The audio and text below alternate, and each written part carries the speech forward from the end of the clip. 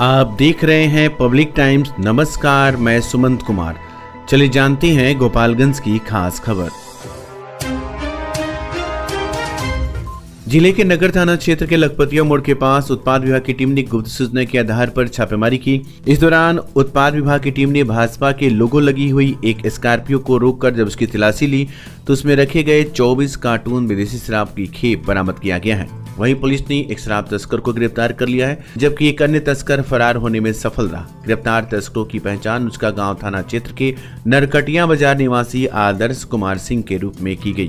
फिलहाल उत्पाद विभाग की टीम गिरफ्तार तस्कर से पूछताछ के बाद न्यायिक हिरासत में भेज दिया है, जबकि फरार तस्कर की गिरफ्तारी में जुट गई है। इस मामले में उत्पाद अधीक्षक अमृतेश कुमार झा ने बताया कि वाहन जांच के दौरान एक स्कॉर्पियो, एक रिक्शा और बाइक को जब्त किया गया है, जिसमें कुल 3 लोगों को गिरफ्तार किया गया है, जिन्हें जेल भेज दिया गया है और आगे की कार्रवाई की जा रही है।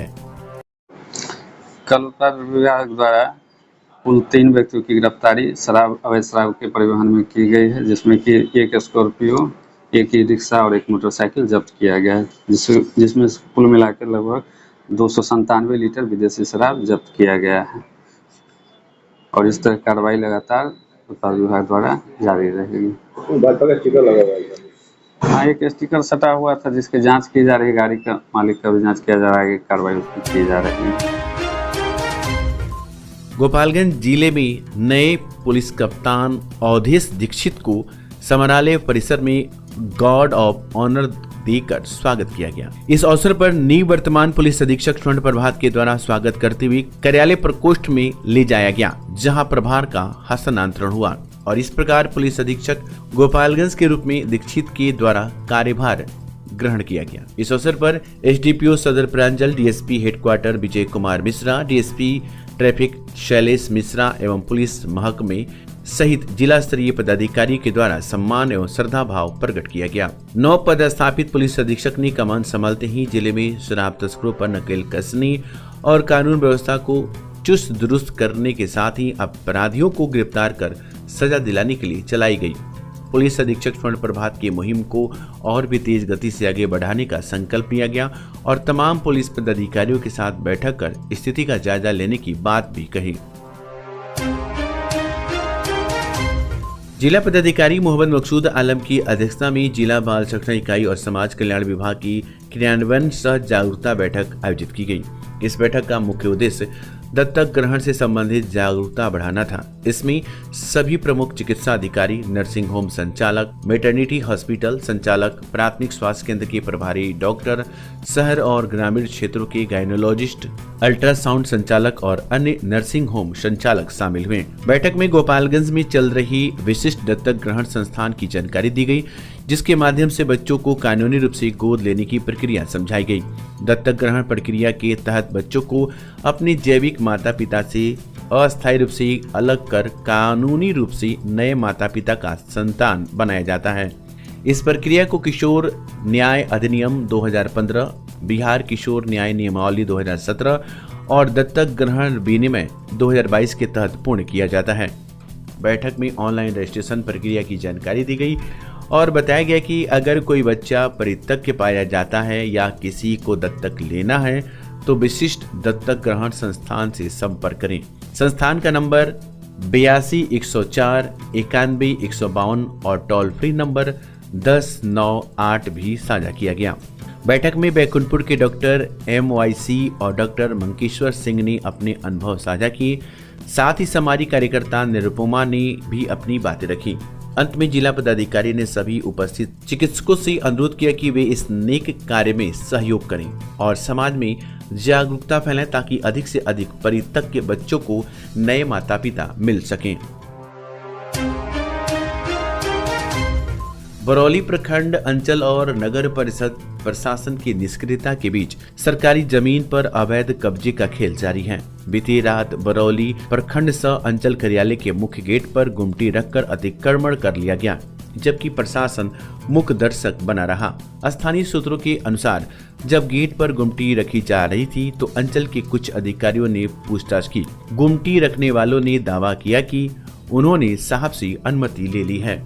जब इस मामले पर बरौली प्रखंड विकास अधिकारी मुकेश कुमार से संपर्क किया गया तो उन्होंने बताया कि उन्होंने अतिक्रमणकारियों को कड़ी चेतावनी दी है और कहा है कि यदि गुमटी जल्द से जल्द नहीं हटाई गई तो उसे जबरन हटवाया जाएगा। वहीं अंचल पदाधिकारी से संपर्क नहीं हो सका, जबकि अंचल निरीक्षक राकेश कुमार ने दूरभाष पर बताया गया कि किसी से अनुमति नहीं ली गई है और गेट पर गुमटी अवैध रूप से रखी गई है। सरकार जहां भूमि सर्वेक्षण और सरकारी जमीन से अतिक्रमण हटाने के प्रयासों में लगी है, वहीं बरौली में भूमाफिया अपना अवैध कब्जा जमाने में लगे हैं। प्रखंड और अंचल कार्यालयों के मुख्य गेट पर इस तरह का अतिक्रमण आम जनता को परेशान और भयभीत कर रहा है। थावे प्रखंड के सरकारी और गैर सरकारी विद्यालयों में शनिवार को हिंदी दिवस मनाया गया। इस दौरान कई विद्यालयों में निबंध प्रतियोगिता का भी आयोजन हुआ। निबंध प्रतियोगिता में प्रथम, द्वितीय और तृतीय आने वाले छात्र छात्राओं को विद्यालय द्वारा पुरस्कृत भी किया गया।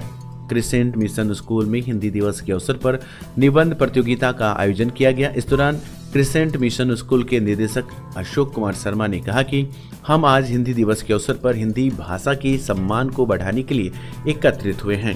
इसी दिन हिंदी भाषा को संवैधानिक रूप से भारत की आधिकारिक राजभाषा का दर्जा मिला था।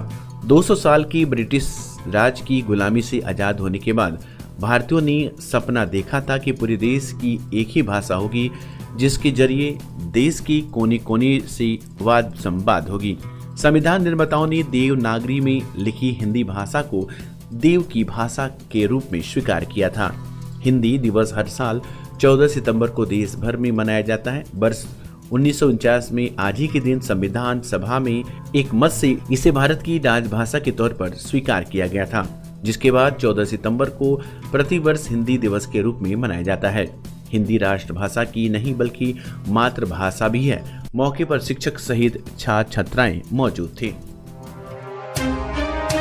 विगत 26 वर्षों से विश्वास और उत्कृष्टता का प्रतीक न्यूटन पब्लिक स्कूल। नर्सरी से 8वीं तक हम प्रदान करते हैं बेहतरीन शिक्षा सेवा। यहाँ मिलता है को एजुकेशन CBSE करिकुलम के आधार पर, well educated and discipline teachers, pollution free environment, music और डांसिंग की special classes, extra curricular activities जैसे yoga, karate, computer, sports and games, smart classes और वेल इक्विप्ड लाइब्रेरी। बच्चों के लिए स्पेशल फन क्लासेस और अलग अलग section. Newton public school, RR मोड़, गोपालगंज। स्वास्थ्य के प्रति आपकी चिंता अब खत्म हुई। लखनऊ KGMU के मशहूर डॉक्टर इमरान हुसैन खान, हड्डी, नस, जोड़, रीढ़ की हड्डी, स्पाइन रोग स्पेशलिस्ट। नवीन तकनीक से घुटने और कुल्हे का जॉइंट रिप्लेसमेंट और दूरबीन विधि से ऑपरेशन। एक्सीडेंटल मरीजों के लिए त्वरित इलाज। डॉक्टर सूफिया शादाब, स्त्री प्रसूति एवं बांझपन रोग विशेषज्ञ। महिलाओं से जुड़ी सभी समस्याओं का सफल इलाज। नॉर्मल और सिजेरियन डिलीवरी में स्पेशलिस्ट। आज ही आएं और बेहतरीन स्वास्थ्य सेवाओं का लाभ उठाएं।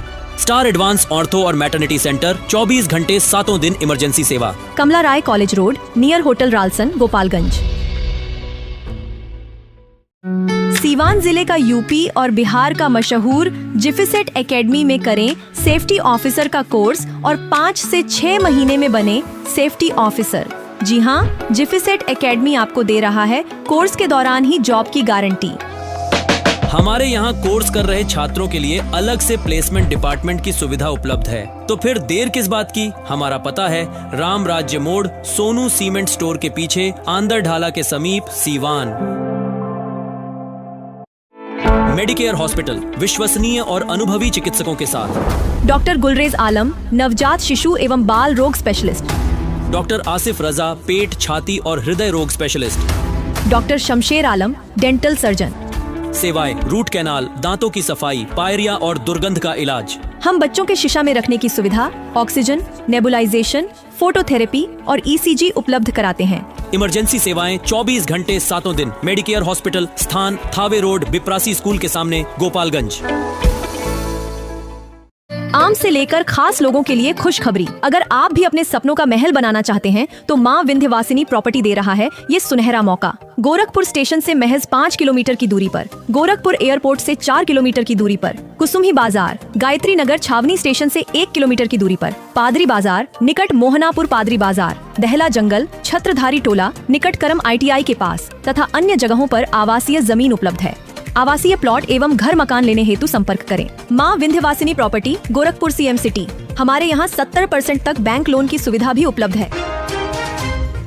शनिवार को नव पदस्थापित जिला शिक्षा पदाधिकारी योगेश कुमार ने पदभार ग्रहण किया। पदभार संभालने के बाद उन्होंने जिला पदाधिकारी मोहम्मद मकसूद आलम और उप विकास आयुक्त कुमार निशांत विवेक से औपचारिक शिष्टाचार मुलाकात की और उन्हें पुष्प गुच्छ भेंट किया।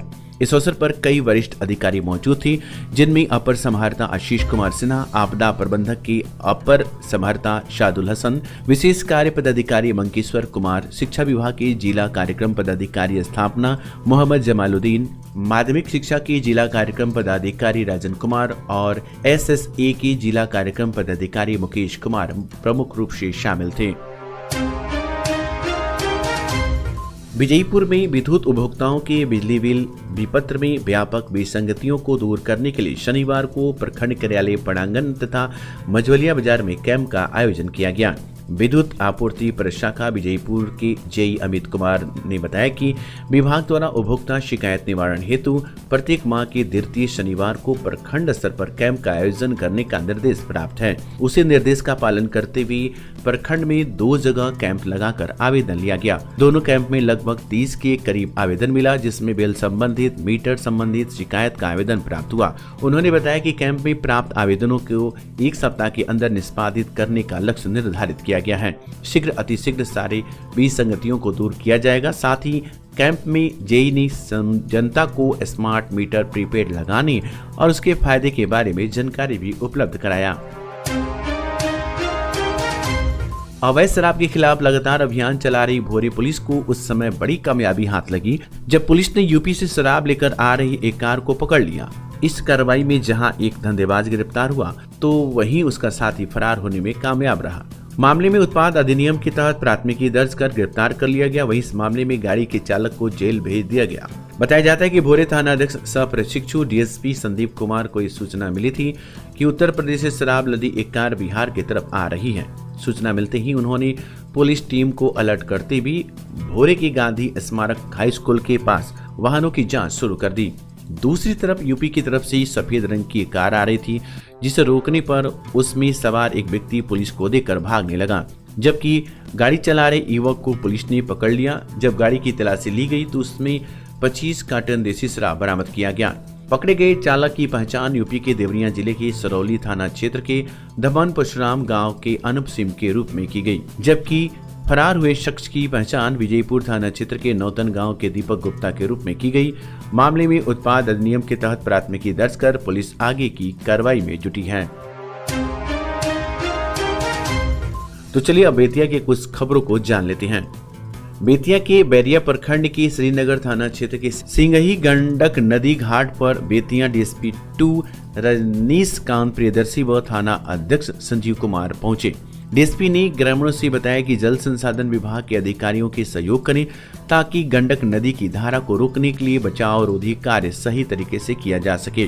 वहीं आपको बता दें कि गंडक नदी तटबंध के समीप पहुंच गई है, जिसको लेकर ग्रामीणों में भय का माहौल कायम है। तो जल संसाधन विभाग के अधिकारियों के खिलाफ ग्रामीणों में नाराजगी भी देखी जा रही है। आपको बता दें कि ग्रामीणों ने बताया कि सिंगही घाट पर जिस तरह से कटाव कर रही है, कोई आता पता भी नहीं है कब घर में पानी घुस जाएगा और घर से बेघर हो जाएंगे, जिससे हम लोगों के बीच डर का माहौल कायम हो रहा है। ग्रामीणों ने बताया कि यदि इस तरह से कटाव का कहर जारी रहेगा तो चंपारण तटबंध का खतरा मंडराने लगेगा। हालांकि जल संसाधन विभाग के द्वारा बोरा में मिट्टी भरकर बचाव कार्य किया जा रहा है। नौतन थाना की पुलिस ने एक बड़ी कामयाबी हासिल करते हुए शेख अजारू हक को गिरफ्तार कर जेल भेजा है। शेख अजारू हक पर नौतन थाना क्षेत्र के गुजही गांव में प्राथमिकी कांड संख्या 330/24 के तहत गंभीर आरोप दर्ज थे। थाना प्रभारी राजेश कुमार के नेतृत्व में पुलिस ने बड़ी सतर्कता और योजना के साथ इस कार्रवाई को अंजाम दिया है। पुलिस ने आरोपी को हिरासत में लेकर आवश्यक कानूनी प्रक्रिया पूरी की और न्यायालय के सुपुर्द कर दिया। इस कार्रवाई से क्षेत्र में कानून व्यवस्था को लेकर पुलिस की सक्रियता और प्रतिबद्धता का एक और प्रमाण मिला है। नौतन थाना के पड़ांगन में जनता दरबार का आयोजन किया गया, जहां भूमि विवाद से संबंधित लोगों ने अपनी समस्याएं रखी। नौतन अंचलाधिकारी आदित्य कुमार झा ने बारी बारी से ग्रामीणों द्वारा प्रस्तुत कागजातों की जांच करते हुए मामलों पर विचार किया। इस दौरान कुल 6 भूमि विवादों का निष्पादन किया गया।